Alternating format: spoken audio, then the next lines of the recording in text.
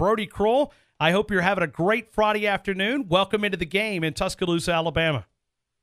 Fantastic Friday afternoon. How about y'all? Oh, good. We're just talking a little Alabama football, and we're looking at this number 2 ranking, and we're not satisfied. But it's good to it's good to be at a university where number 2 is not what we're looking for. We're looking for that number 1.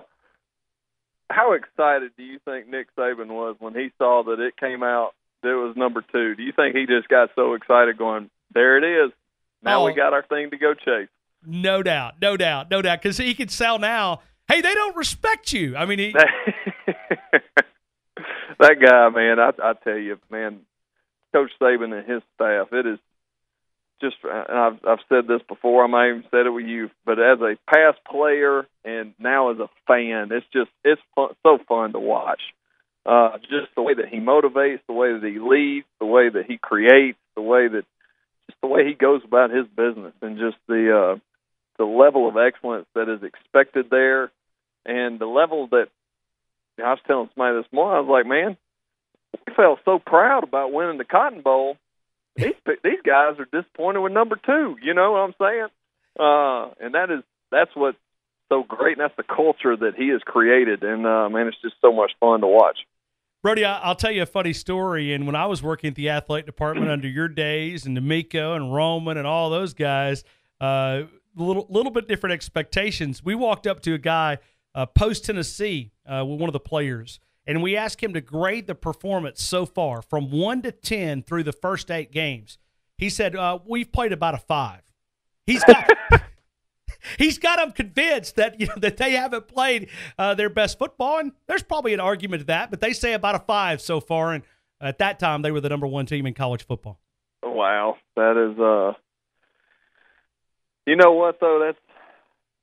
That's awesome. That's amazing. That's what they've created and the standards that they've created. And with that being said, the expectation that has been created, and I'm excited about coming down to the game this weekend. No doubt, and certainly you, the honorary captain, along with Rashad Johnson, which was an outstanding player here and a captain at the University of Alabama. And looking forward to saluting you guys for what you guys mean to the University of Alabama. I'm just kind of curious, because you had a chance to compete against Nick Saban on the other side of the fence. How has your opinion changed from maybe the image that you had of Nick Saban at LSU, and then coming over and getting a chance to know him and seeing his process sort of in action? How has your opinion changed of Nick Saban, or has it changed? Well, I'll tell you from a player standpoint,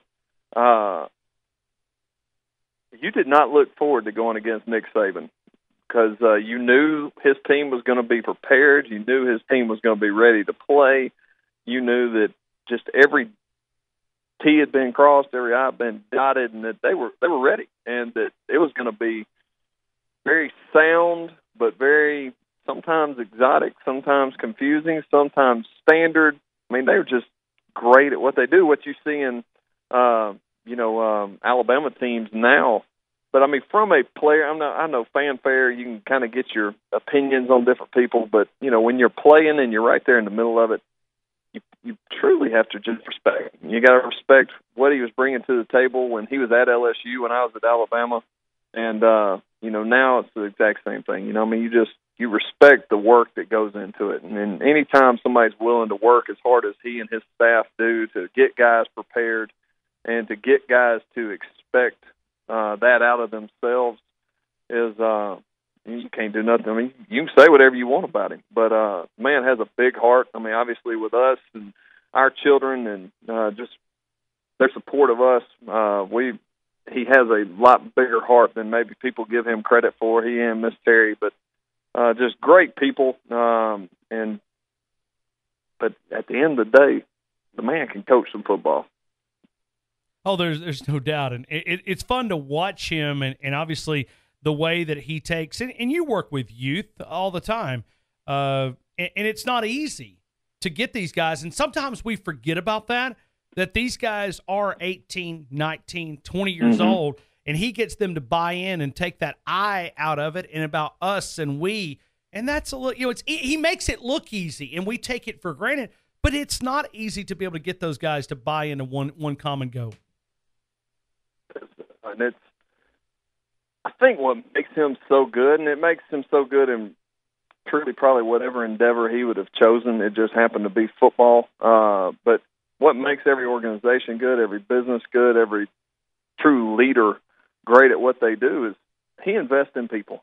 And yes, he does it through the form of football, but I mean, he truly invests in people, and he's investing in men at a very pivotal part of their life, saying, you know what, I want you to be a good football player, and I want you to do all these different things. But I mean, I had a coach that I played for, that Dave Rader, and he told me one time, he said, son, I want you to play to a standard. He said, in the film room, in the practice room, on the field, when you're playing in front of 100,000 people, he said, you play to a standard every single day. He finished it with, if you think I'm talking about just football, he said, you're wrong. And I think that's what Coach Saban does such a good job of. He's preparing these guys, yes, for all the X's and the O's that come with the game of football, but he's preparing them for the much larger, much more important game of life, and helping them be better men and better husbands and better fathers, and just truly better citizens and better people. And that's what he does, and I think that's what makes you talk to guys that play for him, they love him because he invested in them, and he wanted the best for them, not what was best just on the football field, what was best for them. And that is, I think, what gets people to buy in so much to what it is that he does. Well, Brodie, it took me a few years of covering him before I actually grasped what you were just saying, that it is rewarding for him to get the W in the championship, but I think he takes just as much seeing a young man walk across that graduation stage, having success in life, that's a huge part of what he's trying to do. He truly, as you said, invest in these individuals, and I think it's so rewarding to see him watch these guys go through life and changing family trees for many generations to come. Absolutely. That's what, not to reiterate it again, but I mean, that's what it's truly about. And guys understand that, and understand that this guy wants the best for me, and he's investing in me. And it's amazing how when you do it for the right reason and you are investing in people, how that goal at the end of winning national championships, how all those things align. I think he does a better job than anybody I've ever seen truly in football or in life of saying, all right, here's the expectation, here's the standard, here's how we have to go about our business. And if we do all those things right, you have the talent and you have the potential to go fulfill the dreams that we have. But my job is to invest in you as a man, as a coach, to invest in you. And then that way, I'm investing in you, you're becoming a better person. But the end goal, we both have the same end goal. And it's amazing how when you just take, like he gets them to take the I out of it, he takes the I out of it in a lot of ways too. Because, I mean, in a true just performance-driven industry and, winning football games and winning national championships, he's just made the decision, I'm going to invest in people and I'm going to invest in these kids at a pivotal part of their life, and, to a lot of them be a father figure that you hear so many of them talk about with him. You can't fake that. And when those guys say that, from a right place, and it's fun to watch from a friend or from a fan's perspective, from a player's perspective, but also from someone that gets to see people invest in kids every day, and our staff does the exact same thing, investing in them and wanting the best for them and getting to see the fruit of that at the end of the day when 15, 20 years from now, they come back and go, you didn't always think I was listening, but I heard every word that it was you said. I want you to meet my wife. I want you to meet my 2 little boys that don't ever have to worry if their dad's going to bring them to a stranger's house and drop them off. And, I think it's the same with Coach Saban when his past players come back and get to say, Coach, you changed my life, and you changed my life for the good, and I want you to meet my wife, who now has a great husband. I want you to meet my 2 little boys that I pray one day get to play for somebody just like you. Coach, you forever changed my life. That's what makes it special, and that's what makes him special. And truly, I believe that's what makes Alabama football so successful right now. Brodie, I certainly want to talk about quarterbacks with you for a couple of minutes. Jalen Hurts sort of continued stepping. You know, a lot of the growing pains of a quarterback is sort of out there on the practice field. Jalen has been forced to sort of grow up under the microscope going through his freshman year, his sophomore year. A lot of times those eras and different things are behind the scenes. We put him under a microscope, but as you know, that comes with being the quarterback at the University of Alabama. What do you see in the young man in Mr. Jalen Hurts?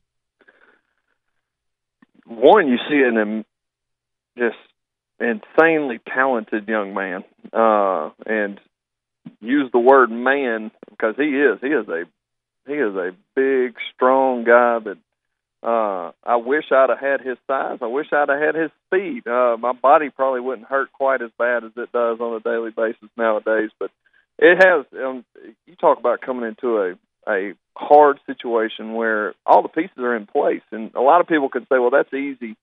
You know, he had an easy job. All he had to do was come in and hand the ball off and do this, that, and other. Well, you know, there is a lot of talent around you, but you still got to do your job for the team to be successful. That's what's so great about football is you have to do your job for the other 10 guys to have success.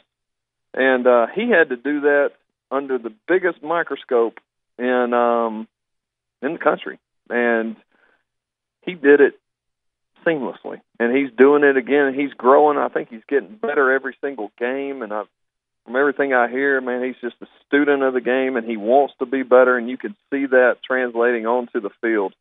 And but I think his greatest strength is so far. Obviously, he's got the physical ability, but just his mental toughness of taking the good, taking the bad, not getting too high, not getting too low. Just the epitome of what a quarterback is supposed to do. You lead, good, bad, indifferent. You lead, and he does just a great job of that. Brodie, on the other side of that, another younger player that I've even heard when we talk about arm strength. Certainly, you had a cannon in Tuscaloosa in the NFL. Tua Tagovailoa's got a nice little arm and a beautiful motion. Is it not awesome to watch a lefty throw the football? It is. There's just something really about a left-handed baseball player, a left-handed pitcher, a left-handed golf swing. It always looks better than us right-handed throwers. But the few times gotten to see him, obviously you can see the talent there, and you can see a lot of the same characteristics. And man, what a great situation for Coach Saban and University of Alabama to have those two guys that truly could lead you to a national championship. Brodie, when you guys are sitting around and you talk with players that played at the University of Alabama during your playing days here, what's the big memory that you guys share? You know, we were some of those fortunate few that got recruited by Dubose, play for Fram, practice for Price, and finish with Shula. So it's really easy for us to, see all these Alabama hats and stuff around now. We go, yeah, it's easy to be an Alabama fan now. Y'all should have been there and stuck with us way back when. And, man, we did. That's what's so special about Alabama, and that's what truly when, D'Amico, Roman, all of us guys kind of get together and talk about is, we were one of the last groups that kind of came there because Alabama was Alabama, and it was not the best. We knew we were going to go on probation. You knew a coaching change had just happened. You knew a lot of different things, but, man, that's where we grew up wanting to play and grew up dreaming of playing.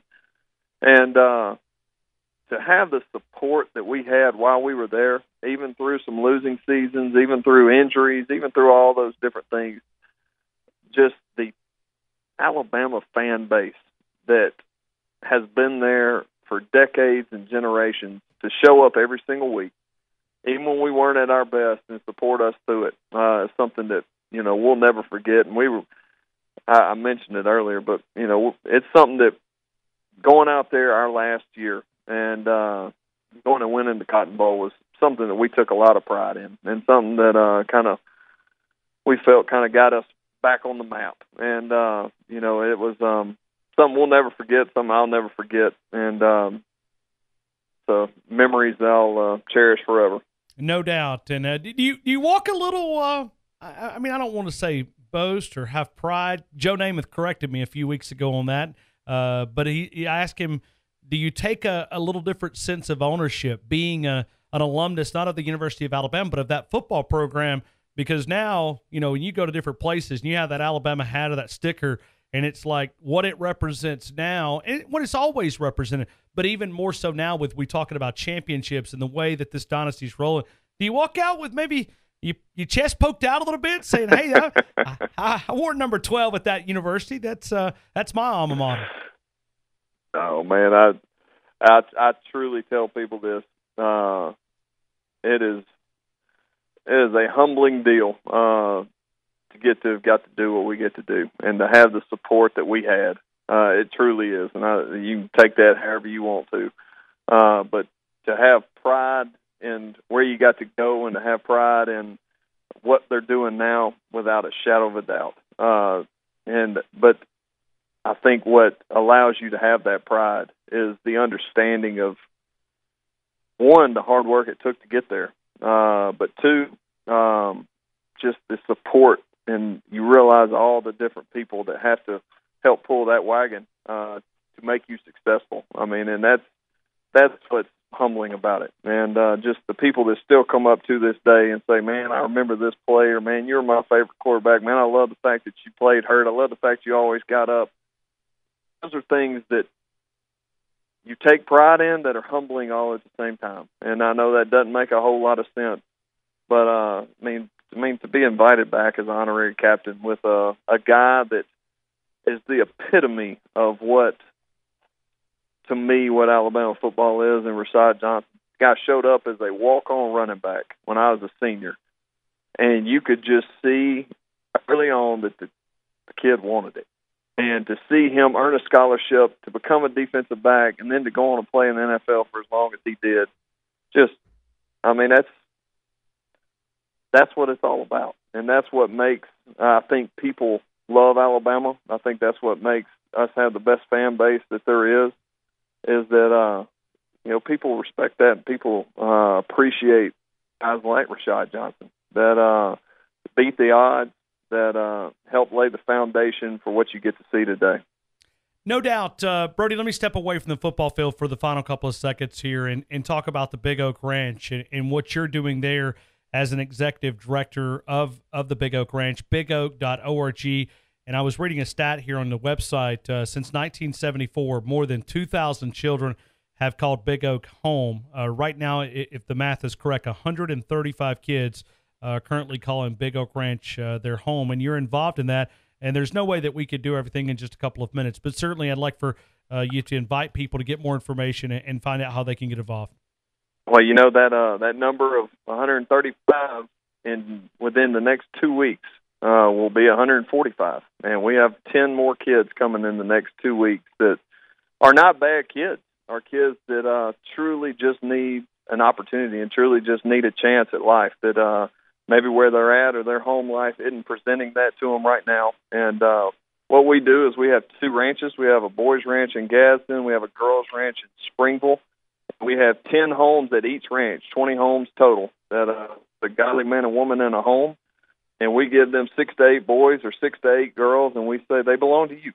And show them that the past in which they came from doesn't have to be where they're going. And you live that out before them, and you let them watch. And a lot like what we talked about, you invest in that kid. Don't expect anything in return, because a lot of times you're not ever going to get it. This is an instant gratification job, but you invest in that kid every single day.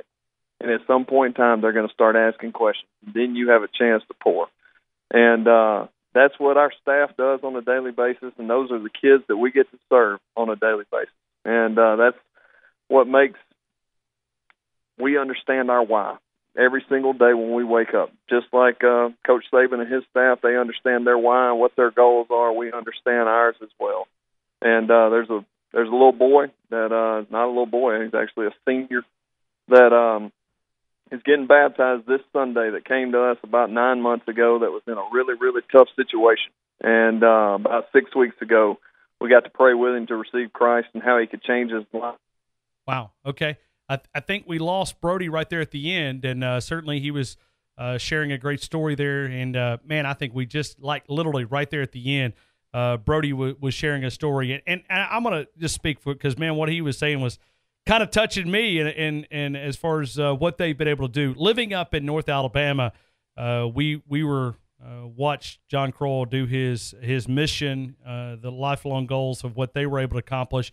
But bigoak.org, bigoak.org. But certainly an ambassador of the University of Alabama, Brodie Croyle, the executive director. Hey, Brodie, listen, man, because you were sharing such a great story, there's no way I was going to end it right there. You said, I don't know if that was the devil, but we're going to rebuke him anyway. You said, literally, the guy accepted Christ, and it was the last thing we heard. I'll let you pick back up there. This young man accepted Christ 6 weeks ago. We got to pray with him, and just I tell you, it was a really, really cool story. And he just told me, he said, you know what? He said, Mr. Brodie, I feel like there's something dead, the past in which I came. And he said, I feel like it's dead. He said, I feel like there's this new life inside of me. So he said, I want to become a Christian. And we got to sit there and we got to talk through it and pray through it and help lead him to Christ. And that's, at the end of the day, what our staff does and what God put us on earth to do. I'm beyond blessed that I had the opportunity to play at the University of Alabama and play in the NFL, but to be honest with you, that was the vessel that led me to where I am now, and that is to relieve the suffering of the past 2,000 that have been here and the next 2,000 that are coming, and that is what God put us on earth to do. And, man, we are blessed, humble, and honored that we have people like you and so many families across the country that believe in what we do, because we take no state, no federal money. We're 100% privately funded, and that way we can always raise kids the way that we know how to raise kids. And that's what we get to do, and we only get to do that through support. We only get to do that through resource parents, relief parents, our staff. But ultimately, the only way our kids truly experience change is through your prayer, through our supporters' prayer, and ultimately just like this little boy, that this young man that said, you know what, my life's changed forever because somebody gave me an opportunity. And we're just blessed and humbled and honored that we get to be that opportunity. Hey, Brodie, no doubt a big salute to you for what you mean to the University of Alabama, but more of what you're accomplishing there at Big Oak Ranch, living through your father's dream, and I know he has to be proud of looking at his son as taking over those reins and that responsibility of being the executive director. Brodie, big salute from Tuscaloosa. We'll look forward to seeing you in the stadium tomorrow. Thank you again for spending a couple of minutes with us in Tuscaloosa and reflecting on your career here at the University of Alabama. Thank you, Brodie. Looking forward to it. Thanks, Ryan.